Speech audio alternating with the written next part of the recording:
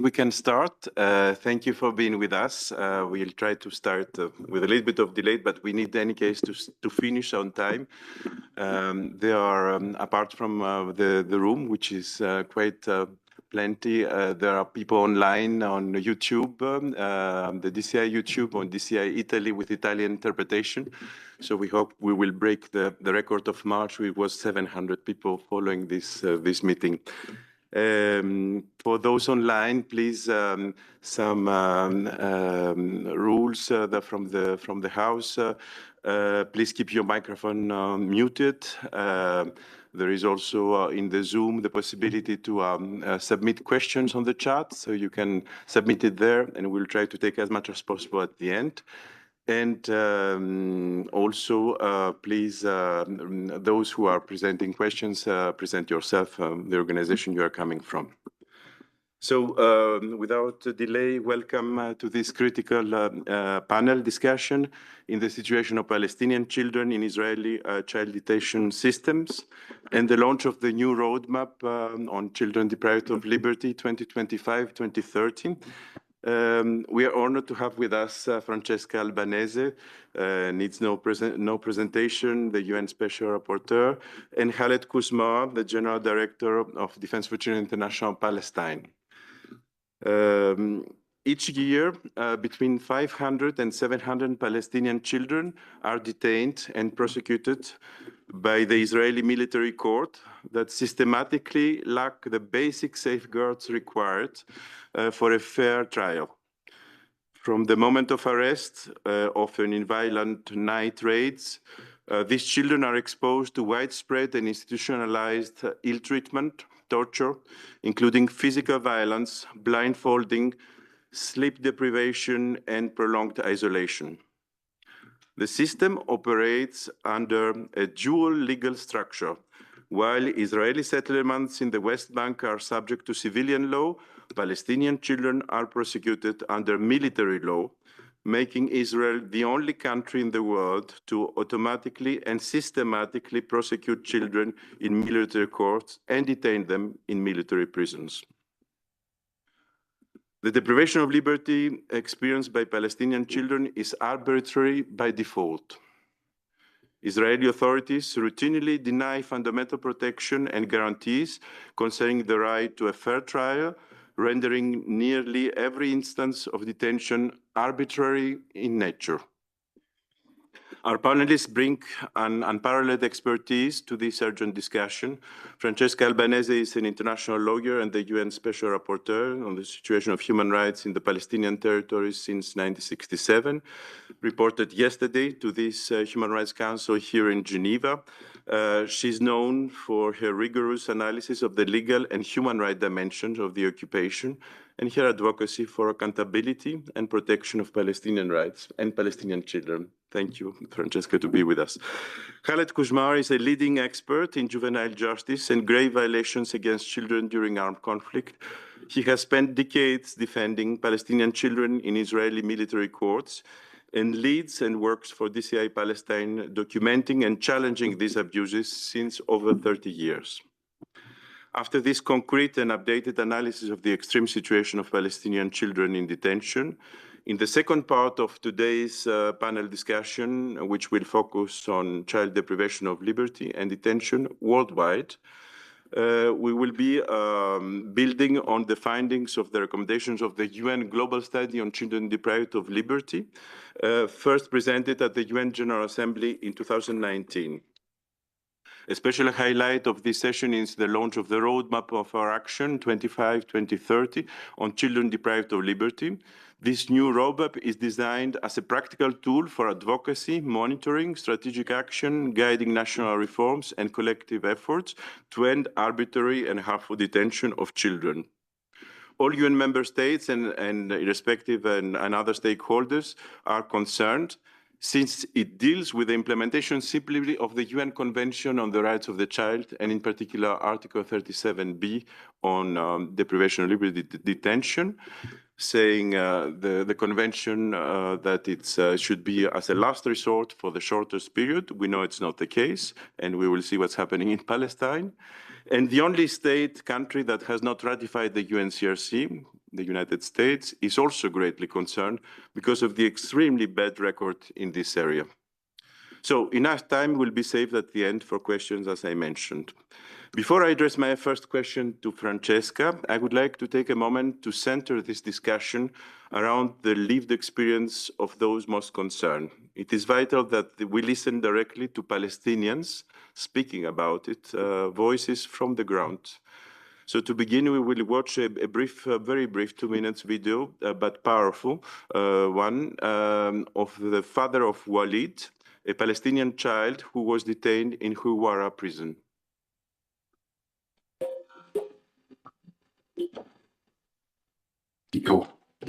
هذه الأولين. هذه الصورة قبل اعتقاله تقريبا بشهر. اعتقلوه، أجوا عنا على الدار بحدود الساعة 3 الصبح. كسروا البرندة مع كابوش لوح كزاز، كسروا الباب عنا هان، أخذونا على ظهر الدار فوق عند الخزانات يفتشوا. بعدين وين وليد؟ هي وليد. أطلعوه في الشرط، وفي شباح. قلنا له يا عمي خلينا نلبس جاكيت. الضابط اللي معهن كلهم لا، أما إذا بدك تلبسه بنطلون لبسه. أول ما اعتقلوه بكون ناكلينا على سجن حوارة أو على تعقيق حوارة. بعدين ناكلينا على مجد، يعني بظرف بجوز 7-8 ساعات. وليد طبعا المحامي بيسأله كيف أنت، كيف صحتك؟ قال الحمد لله رب العالمين. أعطوك مقواعي؟ قال لا. كيف الأكل؟ قال له سيء. القاضي طوالي، قاضي دولة الاحتلال طوالي قطع الاتصال. المحكمة الثانية أجلوها برضو تقريبا 12 يوم أو 11 يوم. وليد باكا في نفس البلوزة اللي أنا شفتها فيها. شفتها ضعفان. طبعا هذه حالة عامة في سجون الاحتلال، لأن الأكل عندهم سيء. المحكمة الثالثة حبيت أنا أن والدتها تروح تشوفها، أخذتها أنا، رحت وصلتها وإشي هيك. طبعا ممنوع غير يدخل واحد. دخلت والدتها، بعد ما دخلت جوا تقريبا قعدوا 3 ساعات في القاعة الداخلية للمحكمة. لما دخلوها على المحكمة ما أعطوهاش وقت مجال تقريبا غير دقيقة لدقيقة ونص في أثناء المحكمة. ما ضلت تعيط، طلعت من المحكمة بتعيط.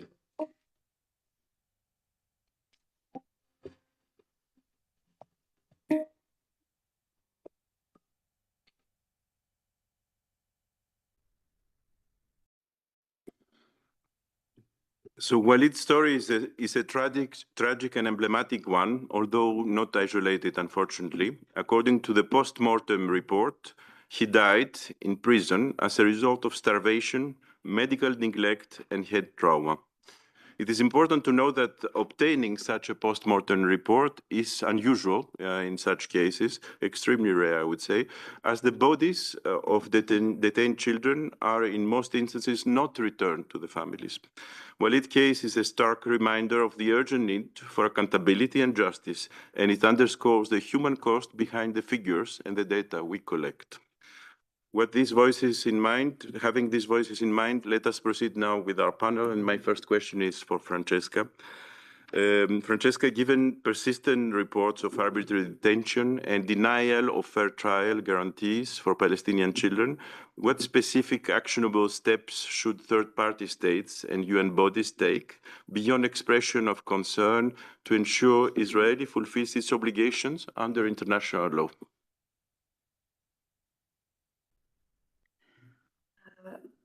Good morning.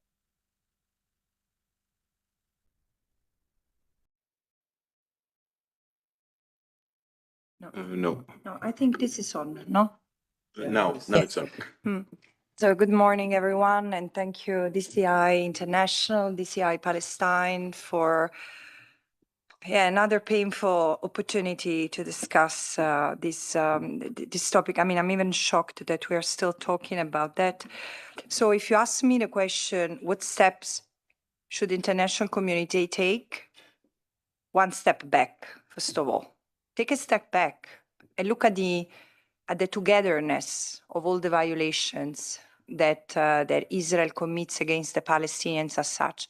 You know, I want to before answering your question, if you allow me, I want to share what I see and the absurdity of this from my observatory as a special rapporteur. I wrote the first report on self-determination 3 years ago, and it was were targeted. I mean, because for generations, Palestinians have been deprived of an ensemble of rights. And of course, if we are there looking at how Palestinian children and Palestinians in general are arrested and detained, how they are prevented from moving freely, how they are prevented from enjoying family reunification. I mean, we trap ourselves into cells.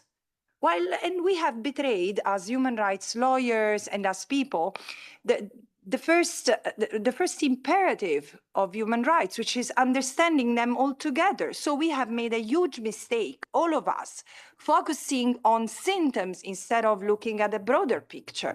Why? So from the right of self-determination, the violation of the right of self-determination, you clearly see that the Palestinians have been targeted as such. Why? For erasure, for ethnic cleansing. They cannot exist politically, culturally. They cannot sing. They cannot wave a flag. They cannot exist on that land. And so and what we are seeing today is the consequences of this, but also the consequences of how our lens has been misleading. Because then I wrote a report on arrest and detention.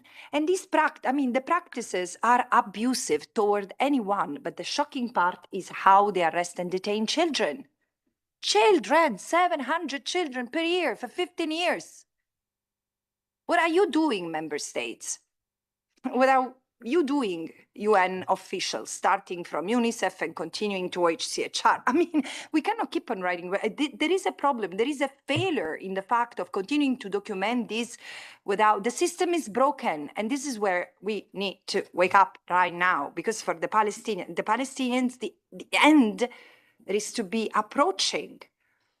And then then I wrote a report on children. It landed on your desk at the very wrong moment, because it was after 7th of October and no one had the ears and mind. Of course, we had to talk. Of course, we had to talk about the Israeli children. But then it's clearly interesting that even yesterday there were some so-called NGOs talking about the beheaded Israeli babies and the burned alive children. And again, while there is no evidence of it, not a word about the thousands of Palestinian children who keep on dying, being arrested, because of course things have gone, and Khaled will tell us about that, things have gone much, much worse since October 2023, including in the West Bank. And then genocide comes. Genocide is the closing of the circle. And this is why, to answer your question, is we need to take a step back, because, and this is the last point I wanted to make, the occupation is unlawful, totally, unconditionally. It shouldn't be there. It shouldn't be arresting children in the first place. So my recommendation, we need to reorganize our tools and stop asking to the military courts to apply fair trial standards to children. There is really no legitimacy in the occupation, and its expiry date is the 17th of September. And so we really need to think to upgrade and to update our language, because otherwise we will continue to focus on the symptoms rather than the real cure that we need. Thank you so much, Francesca. And indeed, the Committee on the Rights of the Child has been asking systematically Israel to interrupt these military courts and functioning the only state using them. The only change we saw was that it was added juvenile military court, but in reality, nothing changed. Khaled, a bit in the same spirit as started Francesca, because there are many years we are giving the figures, we are denouncing what's happening, and we are there. To what extent does the systematic deprivation of liberty of Palestinian children reflect a broader policy, a strategy of repression within the context of the occupation? And can you share specific patterns or practices that illustrate how child detention is used to extend control over Palestinians? Thank you. Thank you very much. Does it work? Yes, yes. Thank you very much for being with us, and thanks for those who are following us online. Thanks, Alex, for organizing this very important event.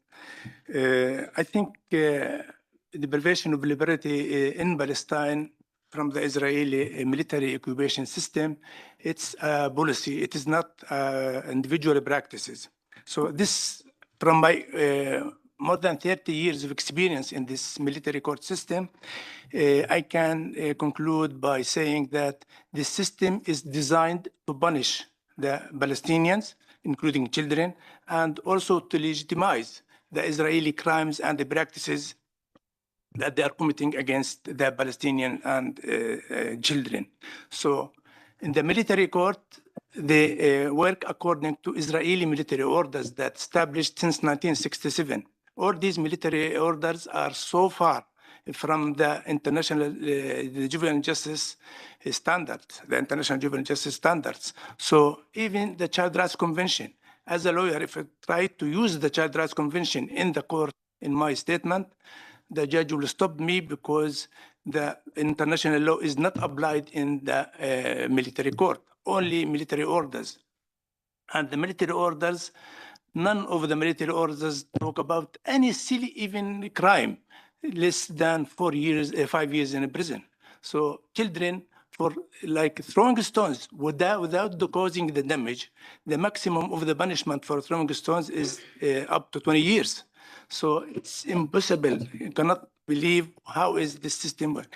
Also, the system is deal with the child from the moment of arrest as a criminal and as even a terrorist. So they waited until the middle of the night to arrest the child, blindfolded, handcuffed in front of his family, and took the child direct to the military interrogation, and there, without a lawyer, without a family member, subject to torture, ill treatment. All these practices considered according to the Israeli military court system as legal and accepted, and of course they built the file to prosecute the child in the military court for a long time, while the child even do not know what is going on. And also the lawyer, they have no other option except to do kind of bargaining, to do bargaining with the prosecutor in order to minimize the time of the sentence, the period of the sentence, in order to avoid keeping the child in prison for years and years,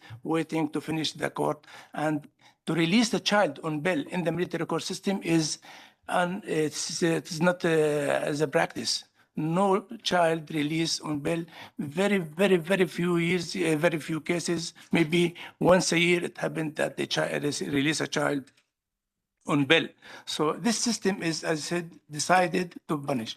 So when we talk about deprivation of liberty in the occupied territory in the military system, also it's different than the other legal system, like the civil system, because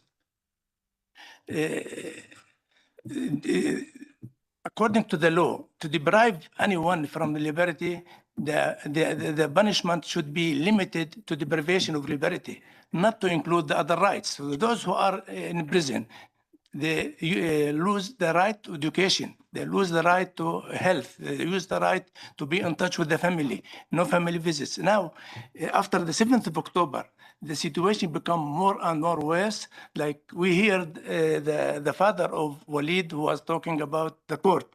He talked about a court, but what is happening in the military court is not a court. Even the child, she managed to get in for a few minutes, but the child was not in the court. The child was in the prison, but she can saw him in the video conference. And she cannot talk with him, and the child was a threat. If you talk anything, any words, he will be punished. Then before he answering the question of the lawyer or the family, he looked back to the security, the prison guard who is standing behind him, in order to allow him to say to answer or not. And this system is designed back to the system designed to punish, not to obtain any kind of justice. So just a few words about Walid. Walid, Alex mentioned that, yes, he lost his life because of lack of food, starvation, and medical neglect. So what is happening what happened with Walid is now warn us, and we are very much worried about the life of more than 300 children now in detention. The majority of them, they are pending a trial and held under what called administrative detention, which is according to the working group, the UN working group for arbitrary detention, considered administrative detention against children is considered as arbitrary detention. Another point on that. Okay, thank you, Khaled. Of the international society, the traditional diplomatic intervention to protect Palestinian children. From your experience, you are in Geneva, in New York also, it's interesting to have the two international fora, but also regional. What concrete role states from the South, from the global South, or regional organization, or any other actor you can imagine, could play a positive role in safeguarding children's rights in the occupied Palestinian territory? Do you have any examples that could be duplicated or that could be worked, or we can focus on them? Look, I think there are many things that can be done. And the first, considering how defining the moment we live in is to use this opportunity, this window that has opened to talk about Palestine, to talk about that in the right way. So Khaled knows because he has been helping me, but since I wrote the report on children, which was mainly written through children. I mean, I really wanted to make sure the voice of these beautiful souls came and that have been interviewed in different cities and different places of the West Bank and East Jerusalem and Gaza over the summer 2023. I really wanted their voice to be heard because I wanted their asks to get into the report. And these children, eventually, when you ask them, it's not about what they want, but it's clear what they want is not to live in fear, not to be scared of dying, of seeing their parents dying, or seeing everything taken away from them. And you can see that fear is real. I mean, now 2 years later, of course it's real because it was pending like a Damocles sword on their neck. So it's very important that we keep on talking about Palestine. We keep on talking about Palestine, and we keep on not losing focus on the individual life of people like Walid's father, Walid's parents, and other children. So it's necessary not to stop dehumanizing the Palestinians, and also to create spaces to talk. I mean, in newspapers and universities, even these days, continue to deny engagement on Palestine, which is really violent. Think of the epistemological violence of Western universities and research centers and centers of power denying space to the Palestinians. At the moment, they're facing the most existential threat. So we need to see that and challenge it. So this is the first point. The second is the language we use. And it seems theoretical, but no, it's really now we need to push for a dramatic change and use this defining moment. The second is we need to use the right language. And when it comes to the rights language, human rights language, again, we need to refer to the groundbreaking advisory opinion of the International Court of Justice in every step and in every breath we take on Palestine. Because this is, you see member states always saying, oh, we cannot talk about genocide because we don't know, the court has not decided. This is a bogus argument. However, because in any case, there is an obligation to prevent genocide. However, when it comes to the occupation, we know, because the court has said in the most unequivocal terms, that the occupation is unlawful. So it needs to be dismantled totally and conditionally. And Israel also needs to make reparations to the Palestinians after allowing all the forcibly displaced to return to the occupied Palestinian territory for now and to their homes. So the colonies have to be dismantled. So what are member states doing to honor this and to make sure that the Palestinians don't have to suffer this regime anymore? So this is to be the first and foremost question. And the third and last point is accountability. So there is a need for a political process, but also there is a need for accountability. And the accountability I'm always thinking about is probably a concept broader than it must be retributive justice, because those who have engineered, executed, and profited from this system that has turned the life of generations of Palestinians into hell, they need to be held accountable. They need to end in jail. They need to not to be the decision makers, either at the political level or as CEO of companies. I'm not against the market, but the market has rules. So we need to have principled people leading also companies. And so this is what I'm saying. This is a huge opportunity for a wind of change. So there is retributive justice, but here's the last point. We need to get into our vocabulary another word that we feel a bit uncomfortable with, because it sounds a bit woke, but it's so human, and it's healing. Healing. The Palestinians need healing. The Israelis as well will need a lot of healing, because when you see they're just a little bit older than kids, those who have executed this genocide against, who are executing this genocide against the Palestinians, but also those who arrest and detain the Palestinians are just young, a bit older than kids. So, and again, I'm not creating a false equation, because there is none, or a false asymmetry, but we from outside, while bringing forward the quest for accountability, also need to imagine that these are souls that have all fell trap of a brutal apartheid regime, which has which has damaged everyone. Thank you so much, Francesca, and thank you for bringing the issue of accountability on the table, especially because it is linked also with the Global South, and it's interesting to see that countries like South Africa, who have lived what they have lived in their story, they were involved and they found the interest to defend this cause of accountability. Khaled, I'm turning again back to you. You mentioned administrative detention in your previous intervention. So we, from the reports that DCI-Palestine and other actors have been doing, we saw that this is now fourfold increase of administrative detention over the past year. What are the main factors driving this escalation? How is DCI-Palestine reacting to this, adapting its legal, psychological, advocacy responses to address this evolving change?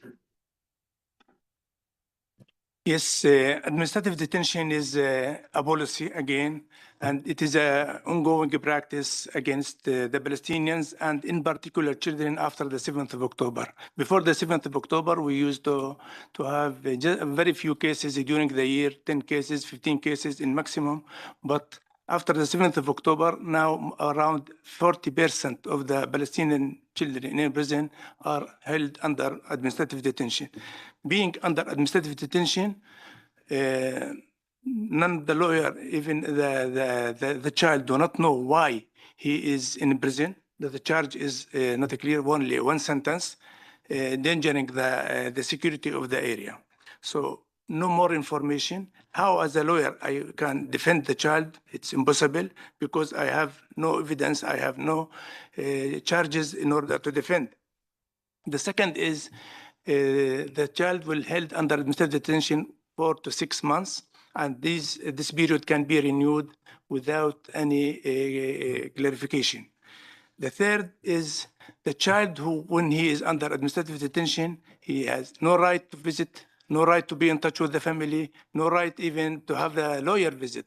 The lawyer visit now to visit as a lawyer we need at least 4 months to 5 months to coordinate with the prison to manage to do one visit to the child. So for the children, psychologically, this means considered as, first of all, arbitrary detention, and also affected the child psychologically because he is in a prison while he don't know why and when he will be released. And they never accept to give the children in detention the right to health, or at least to have psychological support, since they are held in a prison with adults without taking any their needs, the special needs in advance. So this practice is built on the British mandate. The British mandate in 1940s, they used to use this kind of arrest against the Palestinian. But it's a new phenomenon to have it against children. And as I mentioned before, it's considered as arbitrary detention, which is a war crime that committed by Israel against the Palestinian children. Thank you so much, Khaled, and we'll come back also to these practices. A last question for Francesca. Francesca, in fact, Gaza has become even more than ever an open-air prison. We know you keep regularly in touch with children, both in the West Bank and in Gaza. So you share their anxiety, their aspiration. Today, for safeguarding reasons, we cannot show their voices or listen to their voices. Can you share with us a little bit of what they share with you? I know it's difficult, but if you can try. And then, based on this, on accounts and the urgent measures, what urgent the member states have to take, how they have to react to these voices and to these questions. I think there are a lot of questions from these children. To what Commissioner Chris Sidoti characterized in a previous event this week and described as a war against children, especially considering the cumulative impact of 21 months and the years before that.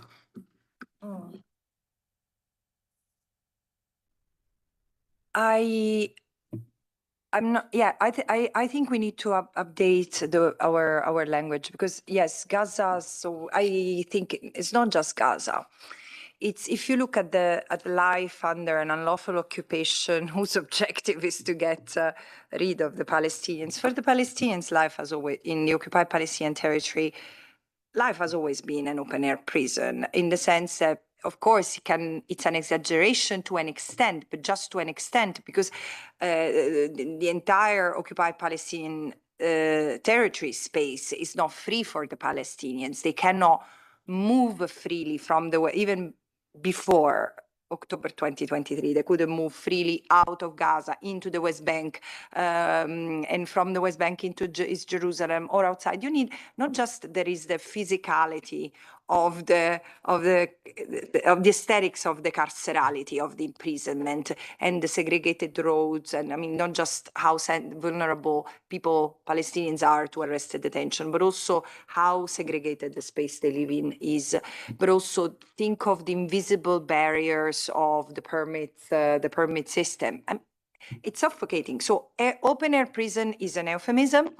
For Gaza, for sure. I'm more comfortable with the terminology that has been suggested by the director of forensic architecture, Eyal Weissman, who says since 1948, Gaza has been a large ghetto. And it is, I mean, it's ghettos have existed and have also always been spaces where there was some internal freedom, but resenting the restriction and the conditions of the lack of general freedom imposed from outside. So first and foremost. And the second element is that it has always been a war on children. If by war we intend an attack. And it's so, and again, generation of children, of Palestinian children have endured that. We need to understand how true and how deep it is. I know that it's about challenging our categories, but this intellectual effort that I'm asking everyone to undertake is the reason why we are here. The human rights system. I mean, if today is not how. can we have the nerve of imagining solutions if we are not even able to understand what the people on the ground are enduring? And this is something that I tell especially to the people from the part of the world that we come from. We have a default arrogance that comes from the role that we have played during history, the relation we have built with people from Africa, from Asia, from Latin America, but even including with our own people. It's a very bad posture of talking without necessarily knowing, assuming without listening. And this is the time of listening to the Palestinian for real. And this is what I've tried to do. And yeah, it's painful. It's very embarrassing for me to keep on sitting behind my desk on my comfortable chair, being here in Italy or in Tunis and speaking to the children in Gaza. I'm ashamed. I don't know what to tell them, because arguably I'm someone who's trying to do something useful, but it's not enough. I've seen some of them in particular. You know who I'm talking about, and I'm not going to name this person, not even the gender, because I will say them because I'm scared of everyone, of what can happen to them, to all the children, and this child in particular. But I've seen this person who's just a bit older than my first child, going from a situation of relative wealth. They had a beautiful house, and now they live in a tent. And you can see the fear and the rage and this anguish, and they just say, "I'm waiting. Am I waiting to die? I'm shouting at you because I don't know if this is the last time I talk to you. I don't know if tomorrow I will be here or not."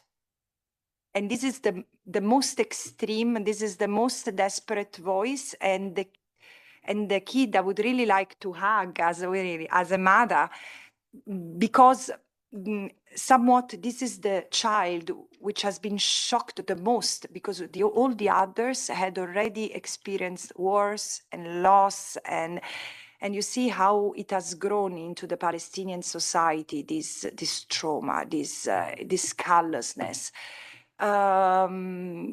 What member states must do right now? Send boats. Of course, flotillas are welcome, generous individuals, generous people, but it's member states.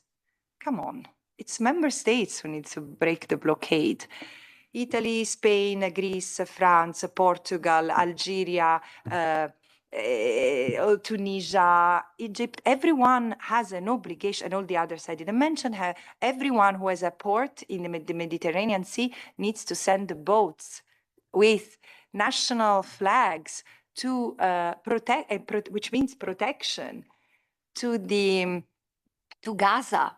This is what we must do, because there is no other way to break that monstrosity other than with our own humanity. And this is the list that can be done. Right now in the emergency, and then of course lift the blockade and the genocide and the apartheid and the permanent occupation, and ensure that everyone from the river to the sea has the same rights and freedoms and healing. This is the only political solution that I see conceivable in the future.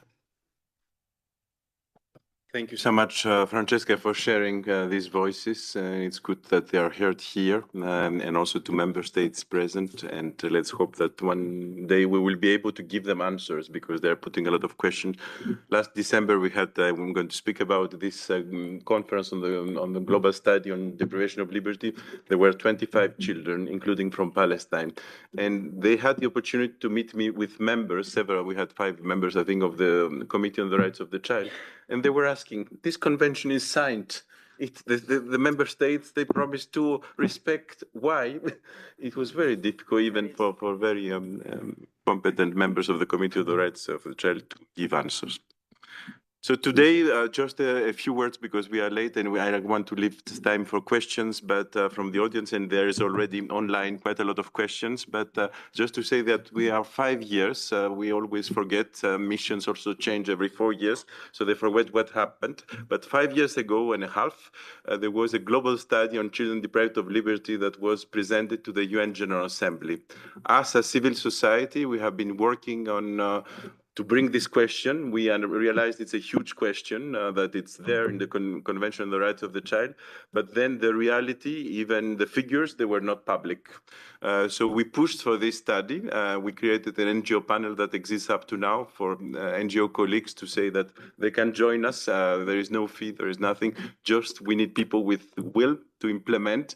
So the study was published in 2019, presented to the UN. It's 750 pages. This is the summary of very concrete recommendations to member states for all the categories of children deprived of liberty. We spoke about administration of justice, the extreme cases, but all the member states are concerned with violations in this respect of the Article 37B.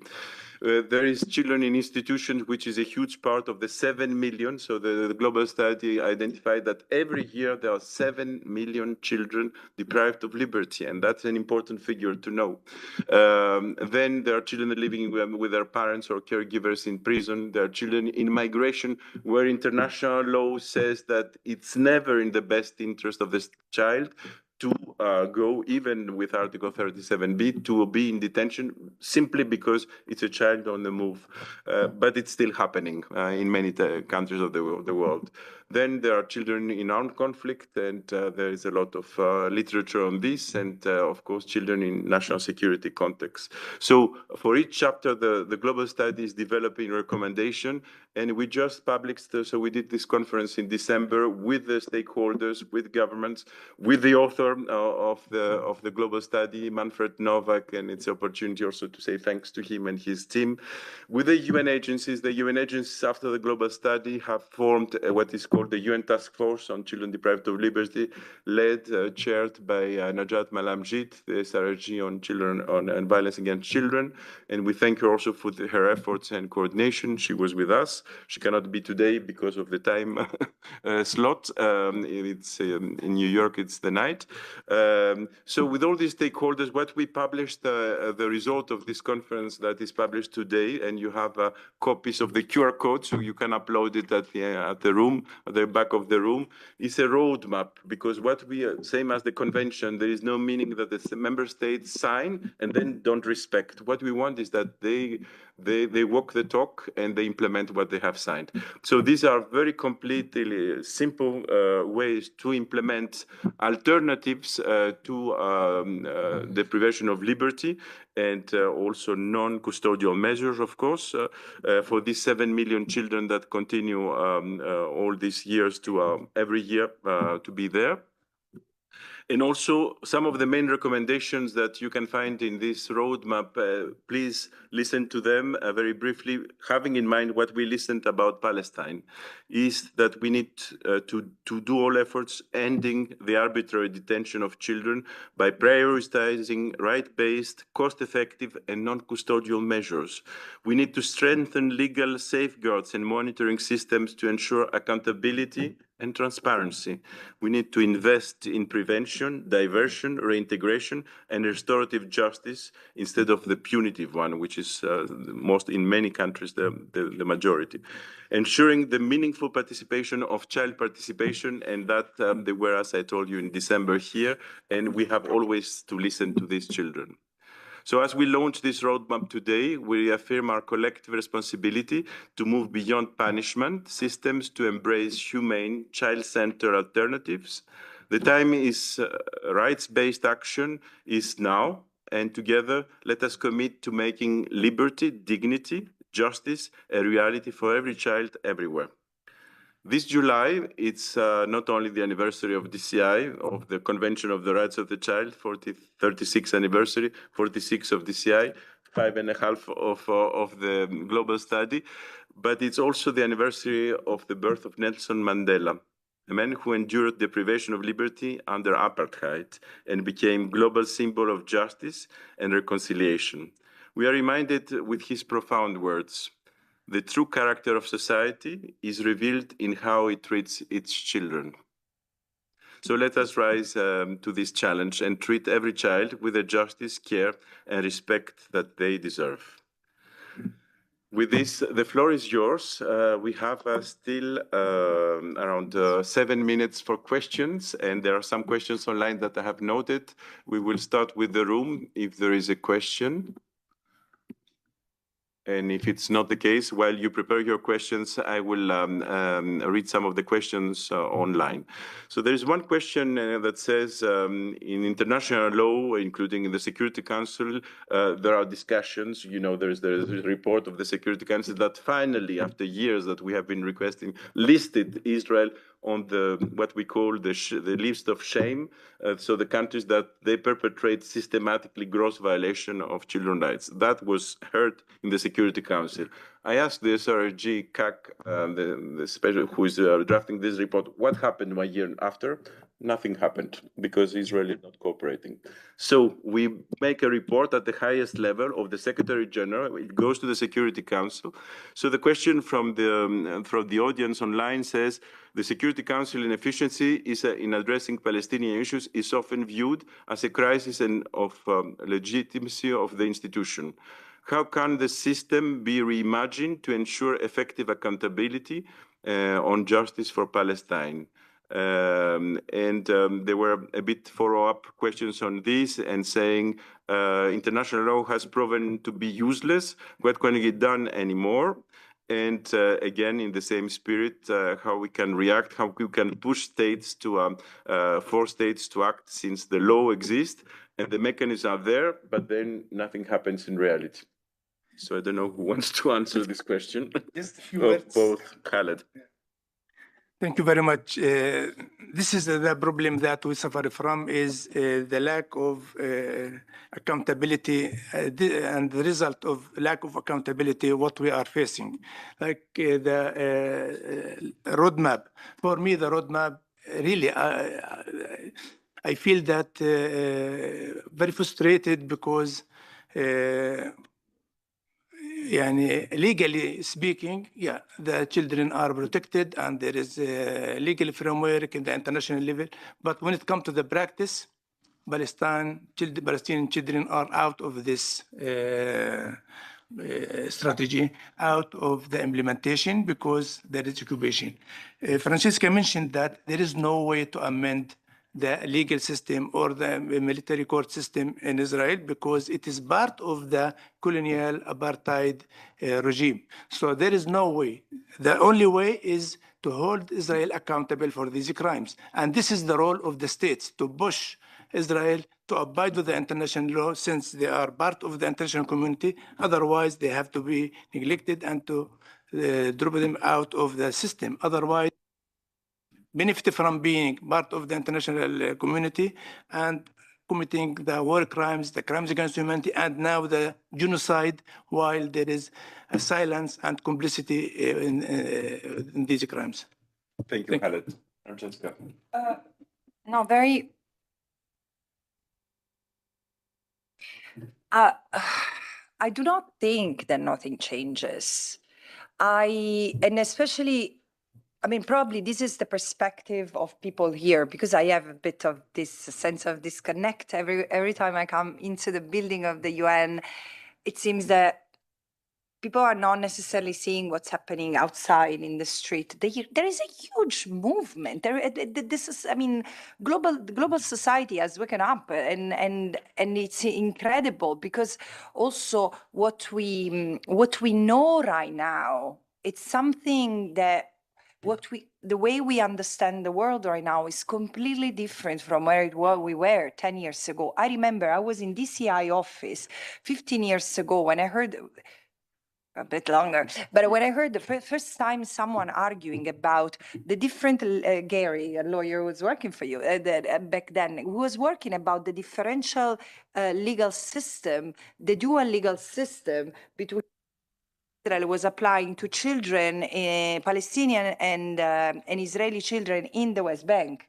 I mean, and back then I was like, oh my God, no one had ever thought about that. So the Palestinians and then others like Israeli human rights organization and international organizations have come in. And it's just 5 years that we allow ourselves to discuss the system as apartheid. It has taken 20 years to bring down apartheid South Africa.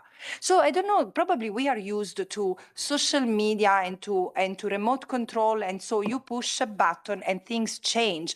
No, my friends, it changed with commitment. It changed with the world changed with cultural change, with our own change. And so, no, things are shifting. And of course, the politicians resist, but they are more and more isolated.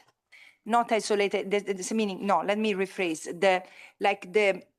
Those who have always sheltered Israel from accountability are more and more isolated. They look more and more desperate. And yes, they're still there. They're still powerful and influential. But the ground is shaking. Otherwise, they wouldn't be so violent in repressing critical voices. I mean, the critical voices have always been there and they've been ignored or laughed at best. Now it's different. There is a full war against like against those who criticize or who tries to bring accountability or scrutiny, etc. So we need to decide what role we want to play and keep on pushing, because the world is changing, and it's not, as I said yesterday, it's not a matter of if, it's a matter of when, but also the kind of the way we will get out of this genocide. I mean, we will be different. And what we will look like as a collective, as a global society, depends very much on the choices we make today. Francesca, so there is one question there, and it's the last one because we need to close and there are people waiting. Yeah. Thank you very much for giving me. Microphone. Okay, thank you. Yes, my name is Maria. I'm a student at the Geneva Graduate Institute, specializing in human rights. And I'm thinking about my thesis for next year now. And I was thinking of looking at the long-term effects in the analysis of proportionality, focusing on educational facilities in Gaza. So my question is about, in your work, you've highlighted a structural and generational impact of military occupation, including deprivation of liberty, not just through imprisonment, but also about the denial of education movement. So how do you think long-term destruction of education infrastructure can amount to a form of collective deprivation of liberty under international law? J'ai pas compris.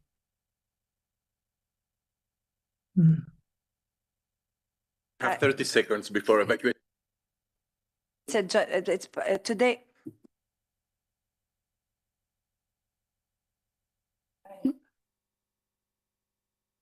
I don't know. I just don't want to. I want to encourage all of us, especially students, not to approach this as an intellectual exercise. It's a genocide. And if you're not convinced, please really read about that, because it's of course it's also a collective punishment, but here, and education is critical. Why to bomb and pulverize 11 universities? Why to kill, including through targeted killing, professors? I mean, look at the last message of Rifat al-Harir. He knew that death was coming for him.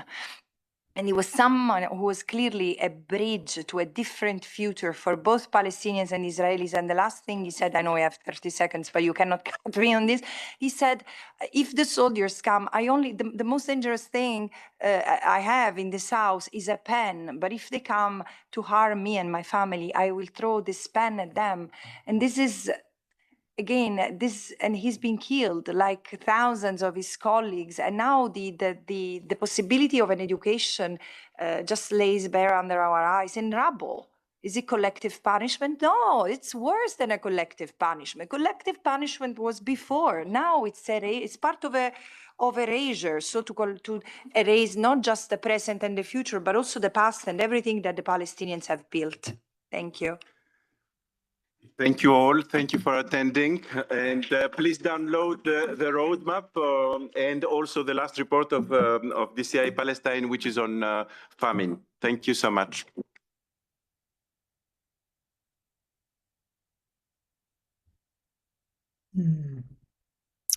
Not even one question.